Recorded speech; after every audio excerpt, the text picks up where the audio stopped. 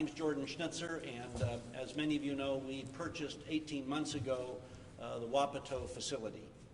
We're holding this press conference in one of the 9 wings because constantly in the press we hear this is a prison, that this was going to be a warehouse for homeless. I think, as you can see, there are no cells here. It's an amazing facility. Built 20 years ago at a cost of $58 million. My gut sense is, with the interest expense and servicing that debt, this has probably cost the taxpayers probably close to $100 million. Now, when we bought this facility, we bought it for the land value. One of our businesses in my real estate business that my father founded 68 years ago is the warehouse business. And we have millions of feet of warehouses in 6 western states, including projects right down the street here. But having seen the facility, I thought before it would be torn down and built another warehouse, that it just begged to be repurposed. The first call I made was to Homer Williams, an old friend who's been an amazing developer. He helped create Forest Park Estates, the whole Pearl District, very visionary. He's devoting his life now to the homeless and helping those in need. The second person I called was Kay Turan, who will speak to you in a few minutes. I've known Kay for 30 years. I think she is one of the best executives in the state, and especially we're lucky she's in the nonprofit area. Volunteers of America is a $23 million a year operation, and when they were nice enough to award me a Ginny DePriest Award some years ago, I visited their alcohol drug rehab program. I visited the after-school program. I visited the juvenile delinquent program. They're a proven provider, knows this world. And when she came and looked at it and said, as well as Homer, that this could be repurposed, that gave me hope. Without the professionals telling me that, I would have said, you know, I'm pretty good in the arts. There are a lot of areas that I think I have national expertise in. But while we have funded a lot of providers of alcohol, drug, forward stride with autistic kids, new avenues for youth, you name it, that's different than really knowing the intricacies of how you deal with people on the street that need medical, psychological, job training, and so forth. But when professionals in this industry said, this is too good a facility to tear down, that gave me hope. Unfortunately, after 18 months and some amazing proposals, okay, we still have not gotten anything in writing that lets us sign on the bottom line to do a lease. We'd lease this for $1 a year, okay? We don't need to make a profit on this. Okay? You look at this room right now. Last year when our mayor correctly during the winter called out for real estate owners to see if there was any vacant space, we offered 2 buildings downtown. But after they looked at them, we didn't have showers and bathrooms. You look right now behind us here, okay, there are showers, bathrooms. There's a kitchen here that could feed 1,000 people a day. There are recreation rooms, there's light, there's their ability to put beds up here with their own cubicles. Okay? There are recreation areas, there's intake areas, radiology, dental, medical. Okay? This facility has been designed fabulously to serve different population groups. But after 18 months and we've carried about $1.2 million of costs, we have no choice but to say, that's it. Whether I voted too much with my heart, because even today walking through this, I'm sickened that this is going to be demolished in the next few months. Does that mean if someone in the next 2 weeks before we sign a demolition contract comes through with something I can sign, we stop the demolition process and have it repurposed for the community? These are images of the wonderful warehouse we're going to build, and if we can't repurpose it, at least we'll build a warehouse. The Port of Portland's industrial park here has created thousands of jobs, and there'll be hopefully several hundred people working in the 320,000 warehouse that we would start construction in about 4 or 5 months and have done in about a year. I can't tell you how much I appreciated all the people that came forward with ideas. There was a group from Eugene that has a trial project down there for folks on the street that are at the level of hospice care. And they've got a 25-bed facility, people that are, the doctors say, have 3 to 6 months to live. Right now what they told me is, they collapse on the street, police come and get them, take them to a hospital, or they get the ambulance goes to the hospital, a day later they're released, 3 days later again. They gave us all the cost figures of what this is costing you and I, all the citizens, in terms of the care, let alone the lack of dignity for people with those last months of their lives. They wanted a wing. I said, that's a fabulous program, but what do I do with the other 8 wings?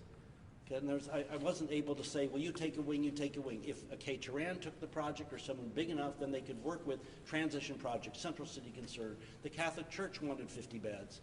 We've had a number of people come to us, but we were not able to cobble enough of that together in one package to have a main operator of the facility. There's a man in town, John Niemeyer, known well, a real estate developer. He said, Jordan, how much do you have in this? I said, we're up to around $7 million. He said, what if I matched that? Could we just operate it ourselves? I said, John, that's an incredible contribution.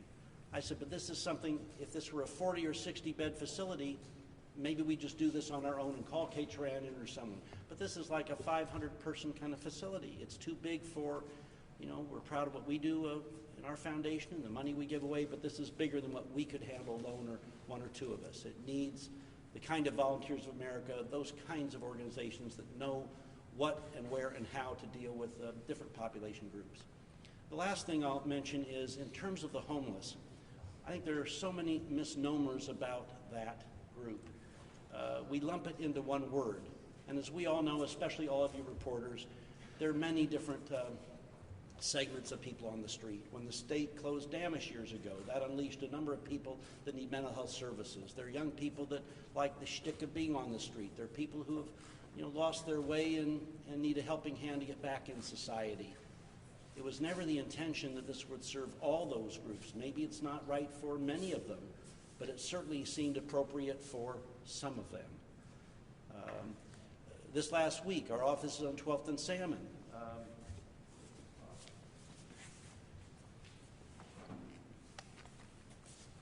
On 12th and Salmon, in the last 10 days, on the parking lot around our office, Steve, our wonderful guard, I was walking in and he showed me this. This is a box of, last week there were 8 needles he found on our parking lot.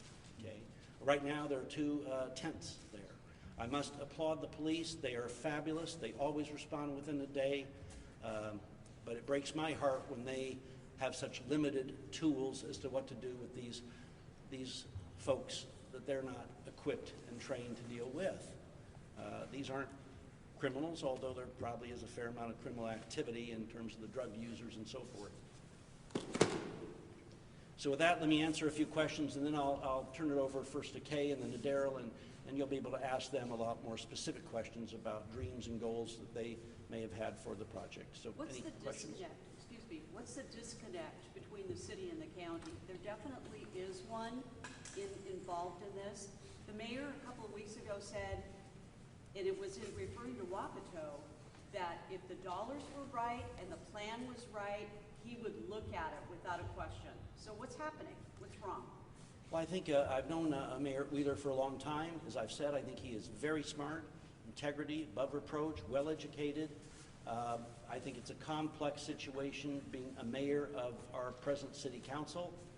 That's a whole other discussion. The last communication he had with me about this was, well, show me the sources and uses of funds for it. And I called him back and I said, Ted, that's not my job. Okay, I'm sitting here as a real estate owner saying, I'll lease this thing, cover my carrying costs, even $1 a year, I'll subsidize it, whatever. This is where there needs to be a partnership between the political leaders, the on-the-ground providers, okay, plus all of us as citizens. The county and the city say they have between $70 and $80 million to put toward homeless. Some of those questions I think are better answered by Kay and Daryl and others. I think most of us citizens applaud all of the wonderful providers we have in this community. When I was on the Citizens Crime Commission, we did a study of homeless youth, and there were 47 providers. And there was some inconsistency, and some of them made it easy for the kids to be on the street. Some wanted to get them back into school with their families. This is 10 years ago. We went back with a recommendation, hey, county, pick one philosophy, and I think they changed their funding approach. There are wonderful entities right now that take care of thousands of our neighbors and friends every day. That we appreciate all those professionals that aren't here, that are on the ground working with treatment programs and so forth. The issue isn't whether nothing's being done. The issue is not enough's being done. And why isn't it being done here? That's the question. What would you tell the citizens of Portland? What's the excuse for not using this? I guess if you asked me if I was one of the political leaders, the speech that I would love to hear one of them tell us would sound something like this: that we've lumped all these homeless people into a category. These aren't nameless faces. These are somebody's kids, somebody's grandfather, grandmother, aunts, uncles, neighbors. These are us, not somebody else. Okay? And for us to sit by and let our friends, our neighbors, our citizens that grew up with us, be on the street, needing mental health services, drug rehab, alcohol rehab, okay, is a travesty. Okay? It should hurt all of our hearts. At the same time, as a real estate owner, my heart goes out to our tenants downtown, where they're tired of coming into work every day and seeing a sleeping person on their doorstep, seeing someone defecate right in front of customers coming in. We're big supporters of the symphony. Of course, my mother's name is on the symphony hall. To hear them tell us that a number of their subscribers are canceling because they don't want to come downtown at night and have to deal with the hassle of all the homeless people. To have friends come from out of town and say, boy, we've heard all these wonderful things about Portland, voodoo donuts and all these things, and my God, your homeless problem. Not that Seattle, not that San Francisco, not that LA doesn't have similar problems. Okay?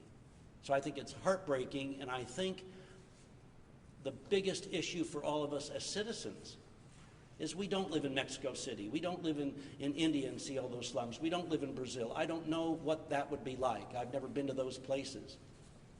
But on one hand, you can't help to find yourself getting hardened when you see these folks constantly in your face. And that's probably the worst result of this issue.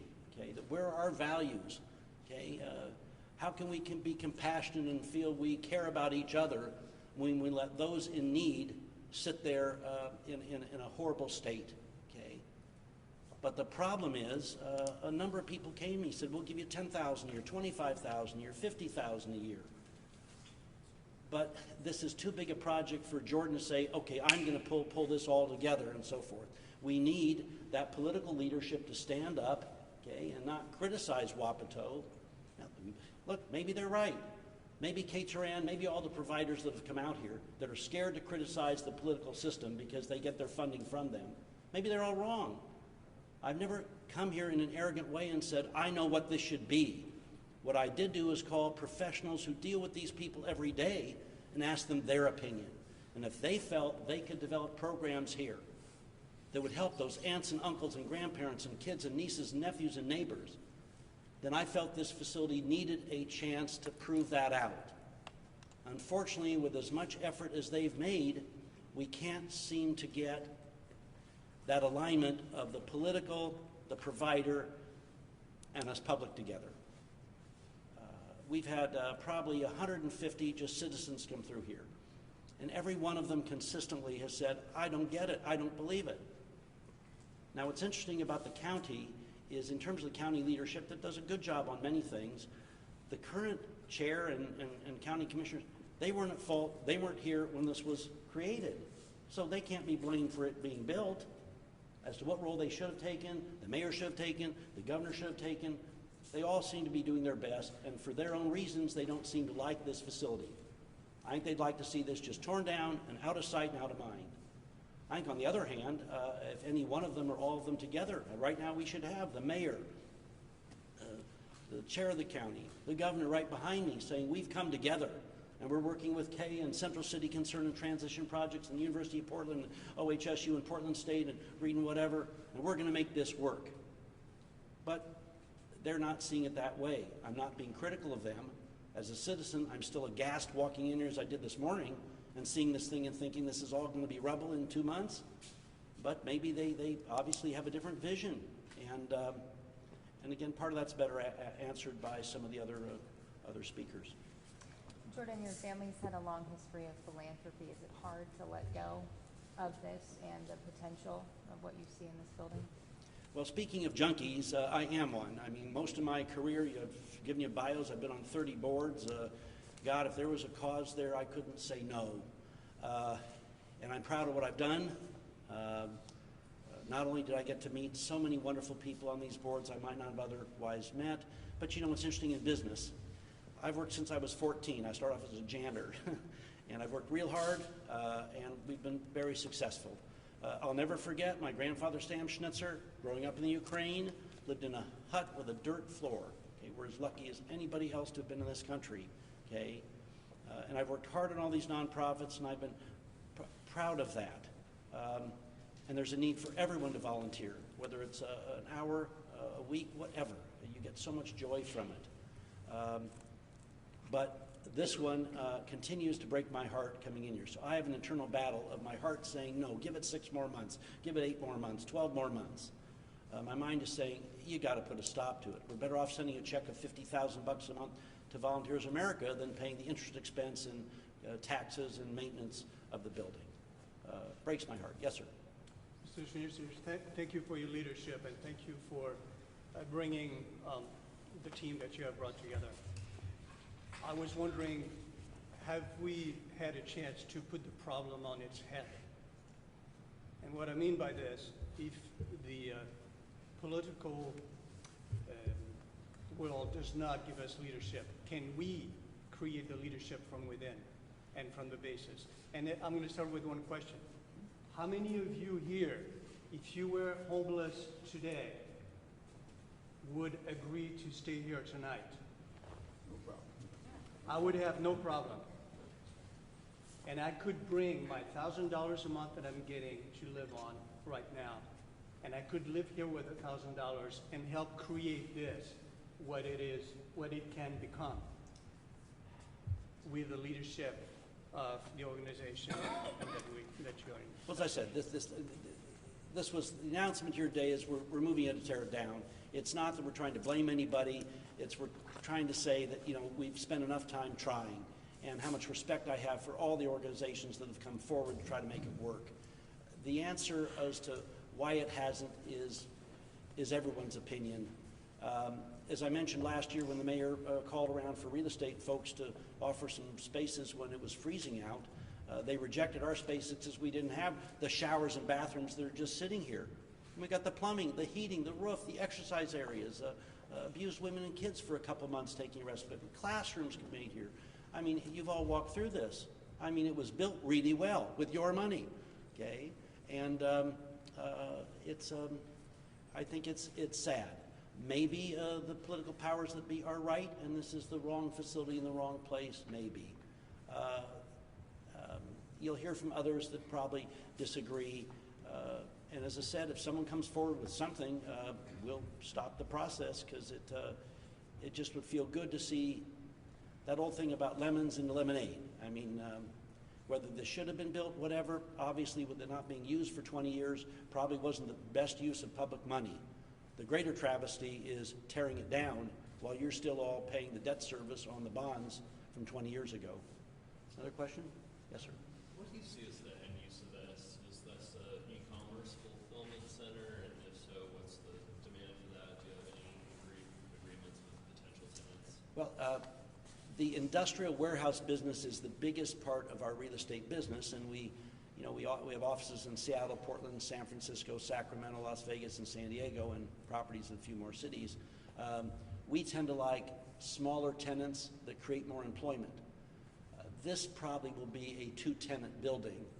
Usually a building this size, we would have more like 8, 10, 12, 15 tenants in, but in this location, with the way this is designed, it'd probably be a bigger tenant and probably employ 30 to 100 people, whether it's fulfillment or manufacturing or distribution.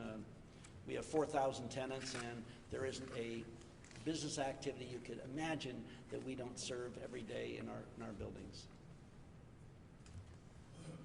And did you guys reach out to, dare I say it, the federal government? There's been some discussion. State Senator Betsy Johnson, who I admire so much, has said, well, come to the legislature, we'll get you some money. Well, and she's done a heck of a job in the public sector. But that'll take another year. And what if that doesn't happen?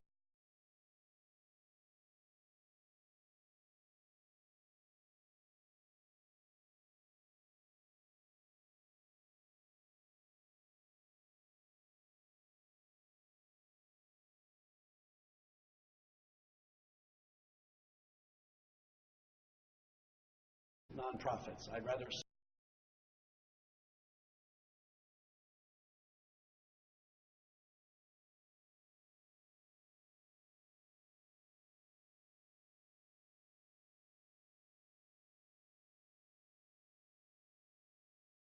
we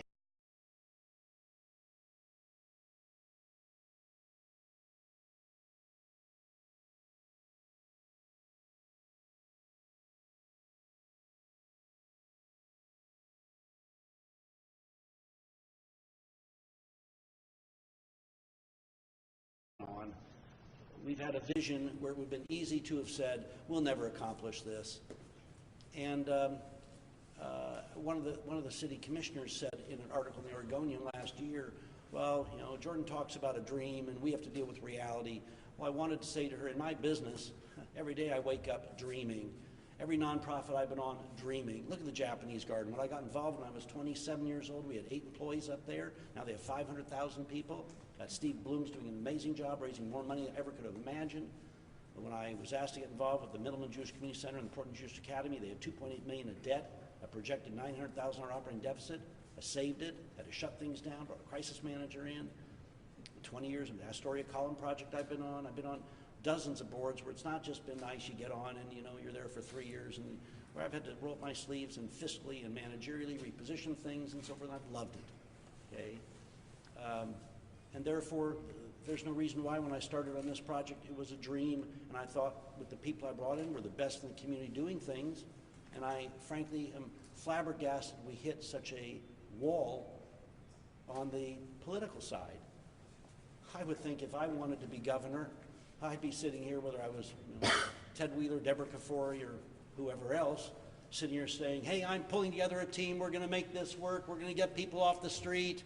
My God, the publicity they would get from all of you and the thanks from every citizen in this community, I think it's a natural. But they somehow see this project as an anathema that just should be, get it out of our sight, out of mind. And fine, this goes away. I guess if we tear this down, there should be a call to action by all of us.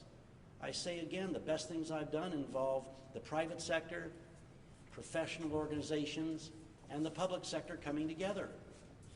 If we look back on this community, some of the best things that happened were when Neil Goldschmidt was mayor. He brought in lots of private sector people and had commissions.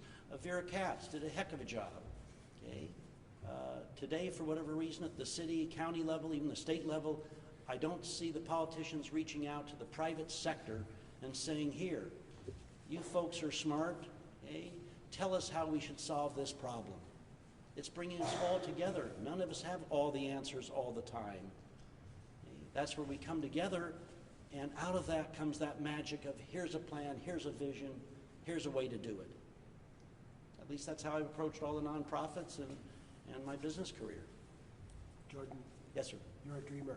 Yes. If you could dream and this all turned out, so this facility could stay open and be useful, what do you need? We need one of these politicians to stand up and say, you know what, I'll take the lead. I'll call my counterparts. Okay, K-Tran, come on in, Central City Concern, here's what should really happen, okay? One of these politicians should say, we're going to form a blue ribbon committee. We don't have all the answers. A lot of us have doubts about this facility being used. That's fair. Bring in the president of the University of Portland, okay? Brilliant man. Have him head up a 12, 15-person commission. Bring in the heads of Providence and Legacy hospital systems. Bring in a few of the wonderful survivors that were on the street. The people who are on the street that now are productive members of society. Bring in Volunteers America, Central City Concern, Transition Projects. Bring in a couple downtown business people. Okay, bring in OHSU and Portland State and University of Portland, and say, you guys have 90 days. You have all the resources. First, we want for you to account for all the wonderful providers and all the positive things that are being done. Let's praise what is being done. Let's let the public know every day. the thousands of people that organizations like Volunteers America are taking care of. And then tell us best practices of what's being done in Seattle and in San Francisco and LA that are appropriate for this community. I mean, I was appointed to head up the Light Rail Commission, brought light rail to Portland. Then I was asked to help the commission about where it would go once it got here. I mean, this is what we do. This was decades ago, I've done other ones since. That's the way we work best. And there's an obligation for all of us in the private sector, no matter what station of life, to give back and be involved in commissions and the neighborhood association. We have some representatives here. We have 94 neighborhood associations that are amazing, talking about power to the people. Those are the people. Those are the neighbors. That's where we live. They need to do a better job saying, we'll commit to start taking some of these folks into our neighborhoods. I'd call the bishop of, the Episcopal bishop of 70 parishes. I talked with the Bishop Henley. I've talked to the Board of Rabbis. I've talked to, I want to find some Muslim groups, the Catholic Church, and say there's probably 250 churches in our metropolitan area. Each one of them should say, we'll do our best. We've got parking lots. We'll all put 2 small little houses in our parking lot. We'll bring our sisterhoods and brotherhoods in to start working with, in essence, our neighbors. Now, the people to be placed in those would be the ones that the professionals say are appropriate for those facilities. Okay? Let neighbor to neighbor and citizen to citizen reach out and help take care of others in need. There's that statement that there for the sake of God go I, right? Especially those of us a little older. There are lots of times that tsunami-like things can happen in our lives that surprise us. Most of us are lucky enough to have friends, family that help us get through those periods. Some are less fortunate. Your wife leaves you, your job gets fired, your mortgage, your house gets repossessed, suddenly you're on the street or in a car. Okay, they need a helping hand. And that's not just from them, that should be from all of you and me and everybody else. That's what really builds a community. That's the community we are proud of now and want to continue to be proud of. What message are we sending to our children when they see all these homeless people? What, they're just nothing? Okay. 2 months until you tear it down? We're getting bids coming in beginning next week from 3 demolition companies. It's going to be $1 million+ to tear it down. A lot of concrete here. And we're going to donate whatever we can out of it to any nonprofit that can use any of it. But and then there's about a 9-month construction period. Now on the business side of this, we reached out first to Metro, showed them what we're doing. They said you were one of the first developers ever come in to tell us all these things. We then reached out to the port that controls the property. Then we reached out to the Bybee Lakes Association and laid out how we're making this as ecologically friendly as we can. We're putting glass in that birds won't hit. We're putting low lighting. We're painting the whole building on the side green so it fits in and won't reflect the light so that the turtles and salamanders and the natural order can do as well as it can. We wanted to put some bird blinds and open up more to the public, but the port doesn't want to do that because they're developing another area of Bybee Lake over on the other side that'll be more accessible. So we pulled back on more of the amenities we were going to put in for the public. We are going to put some poles up with nests and things that are pretty fun to have birds nest there. Any other questions? And I'll let the people behind me talk. Anything else? Kind of straightforward. Yes, sir. You're frustrated. The business side of me says get on with it. Just politicians, you want it torn down? Yes, ma'am. Yes, sir. We'll get it torn down. Can't wait to build a warehouse. We love this. Okay, walking in here, the heart of me says, you got to be kidding. I'm seeing tent people on my parking lot, okay? And they could have beds here and have training here and have clean bathrooms and showers, okay? Okay? And half the people we understand, and Daryl Turner can probably give us the statistics, we understand half the people on the street are drug addicts and have a drug and alcohol problem, okay? Police aren't equipped to deal with that. They need to be in facilities like this. I think you'll hear from Kay Turan. This is a perfect location. The friends that I have, as all of you I'm sure have, that are former, well, they're always an alcoholic, always a drug addict, even if they haven't touched it in 25 years. What they tell me is the last place those recovery programs need to be are downtown, where there's an alcohol or drug dealing going on in the corner. Okay? So yes, am I frustrated? I'm frustrated with me that I didn't do a better job in looking back of coalescing some more people, whatever. Okay, we can always look back and think we could have done a better job. I'm so proud of the people that have worked on this. I'm disappointed that we weren't able. I wasn't, however, to bring the political process, the providers, and a lot of us together to make this fulfill what the voters spent money for, and that would be something that takes care of people in the community. All right. Thank you. And